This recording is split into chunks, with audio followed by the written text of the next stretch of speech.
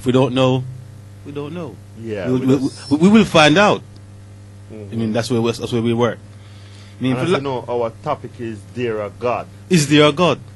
And last week we were looking at if there is a God, and his father is the father of Adam, then we should all have the same blood type. So we looked into blood types last week, explaining what blood types are. We looked at A blood type, B blood type, we looked at the research factors, and we gave London homework last week to go and research these things and come back and sort of have a bit of understanding of it. Also look at if there's a God, why are all these things happening? These plague disasters around the world happening. You know, you have like the tsunami a few years ago killed almost 500,000 people, if not more. The earthquake in Haiti, and those things happening. Is this God's work?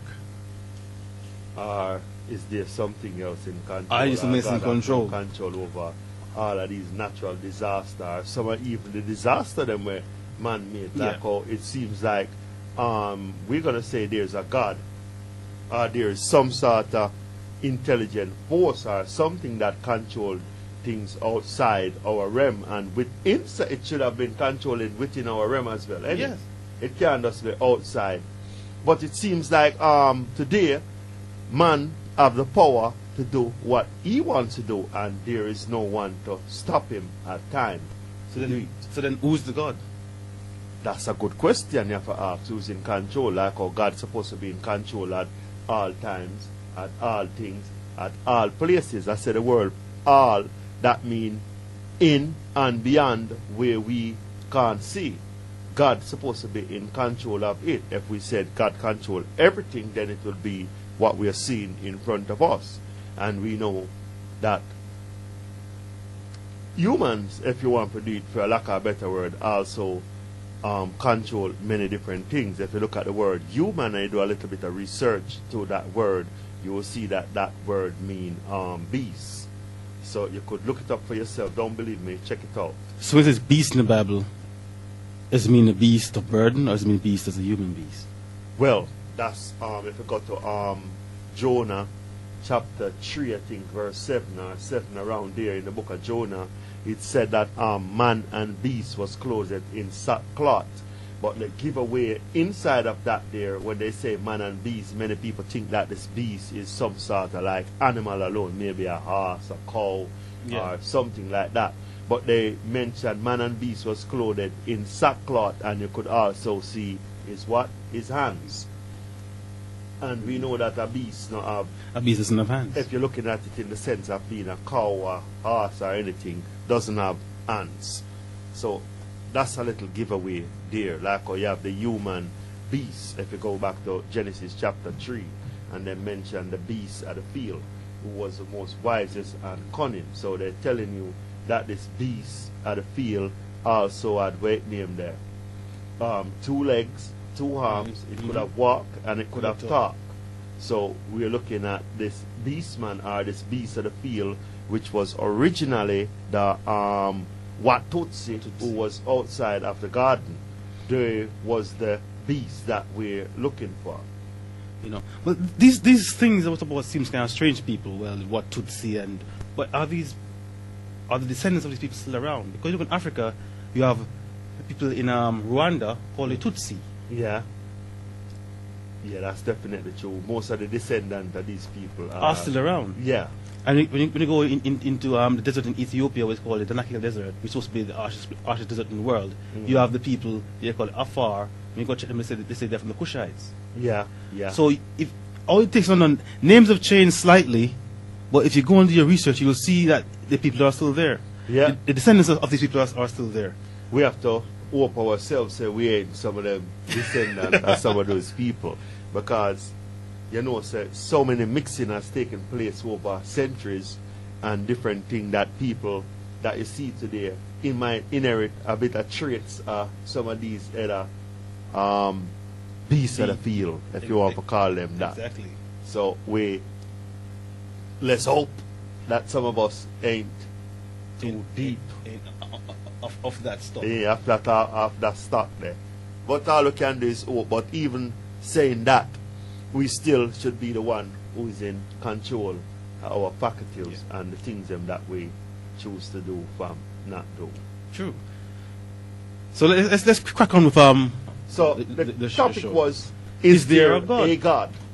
And it's a question that startled many people throughout centuries because of what we have been led to believe, what we have been taught. So we have to, most of us go by that because we don't do enough research to really dig to the bottom of it. Anyway, question for you then.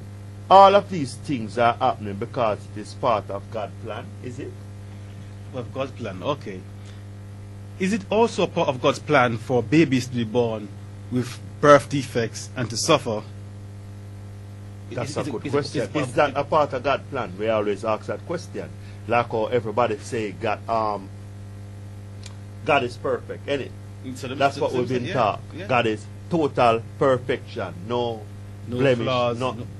So if we are the children of God, and as we said many times before, we inherit genetic defects with most human beings on the planet today. Definitely, without doubt. Something. Where did we inherit this? We must have got it from somewhere. It comes from God, or it is it our parents? It comes from somewhere. Well, our parents are the children of their parents. Yeah. And it should lead back to Adam, who leads back to God. Yeah. So those defects must come from God. Whether it be passed on physical through his blood or through his creation process, he has flaws. Mm-hmm. Because he created something that's flawed. So he must have flaws himself. Well, that's where it add up to. Like if a perfect being can create something perfect, it must be it must be perfect in itself because it's a reflection of you as a creator of what you create. So your children are a reflection of you because you create them. You know what I mean? So these things that take place in the womb of the mothers, so all the mothers, these things take place in your womb. Couldn't there have been some kind of warning so that the child could be helped before it was detached from the mother's umbilical cord? The same story applies in the scriptures with Judah's son If God knew knows everything about you and you before you were born, then he should have known that Judah's firstborn, was going to be wicked. What did God do? Let a child be born just to take him away from his parents? Wouldn't it have been better or easier for him not to have let be born in the first place? Because the story of where was born, was wicked and God smite him. More smiting again? Yeah, God's doing some more smiting again. That's his favorite thing is the smite. He's a smiter. Well, that sounds logical. Like if somebody have a problem today with some sort of sickness or anything, the best thing to do is what? Fix it. Yeah. Get rid of the problem before it occur and spill over. That's right. So some of them, we have to think twice or maybe more than twice when we come across the Biblios and we read any sort of information pertaining to it. You have to take it with sometimes them say a pinch of salt or maybe a whole juggernaut of salt. You have to take it with nowadays because you have to be very careful on what you read and how you interpret it. So you have to try to look for as many sources to line it up with to see if you get a straight answer. Yeah, so you to spec it. Yeah. Respect it. And spec and respec again. Yeah. And the more sources of research that you have, is the better for you. Because the more research you do, is the more you'll learn. And the more you learn, you'll find out that bit much about where the Bible came from, where it originated, and how can it be used today. Is it still of use today? And That's more a good importantly, question. if we're using the Bible in such a manner, would Jesus have actually acknowledged this Bible that we have here today? Would he have recognized it? Would he have used it back then? The answer to that would simply have to be no. Definitely true. That would have to be no. It has been so many changes. You know, one of the funniest things is that when they used to go back to like many people and they talk about the Quran, and they used to talk about say it was a very small book when it was first out, like a couple of pages. But today it's like it turned thousands of pages. So at what point did Muhammad review the Quran itself say this was like you need to update this or change it? Yeah, when people talk about the Quran being a small book, and it was, I know what you say, it was never really actually a few pages. They said it was a small book because it would be bitter, sweet to the mouth but bitter to the belly, meaning it's nice to read and it's all fanciful, but when you start to learn about it, it becomes bitter because the work is hard that it's asking you to do. The Quran being a small book, as it's smaller than the Bible and it's smaller than the Torah. So yes, in that sense, it's a small book. So Muhammad, when he came, he merely